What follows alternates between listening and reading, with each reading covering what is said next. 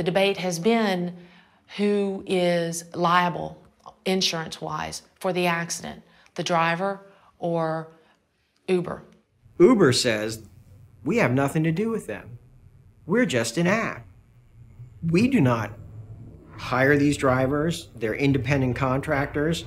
We do not control them. So basically what people don't know is that if you get hurt by one of these cars, Uber's going to go, not me. It's got nothing to do with me.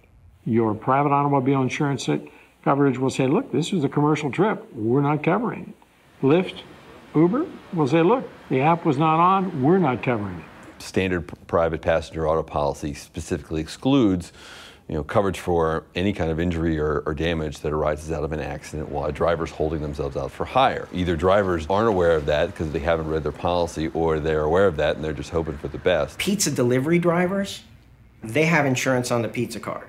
From the minute it gets turned on to the minute it gets turned off. Everybody else who's driving vehicles on the road, whether they're full or empty, carries commercial insurance 24/7.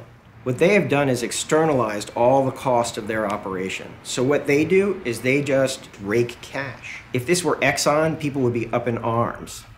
But it's a cute little phone app, so people are not looking at it in the same way as corporate responsibility. If you were to ask the average personal auto policyholder if they thought that they should pay a little bit more on their auto insurance to subsidize the activities of a rideshare driver or these companies, most of them would say no. And that's why it's important that people that are going to engage in this activity in these companies have insurance that specifically applies to these activities for the entire time that they're making themselves available for them.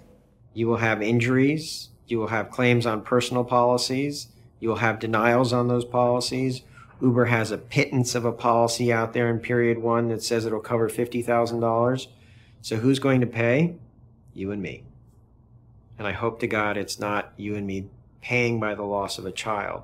There was a young girl that was killed in an automotive accident concerning an UberX driver. Uber is made a ruling for itself that it's not liable. We should not allow a private corporation to make a legal judgment.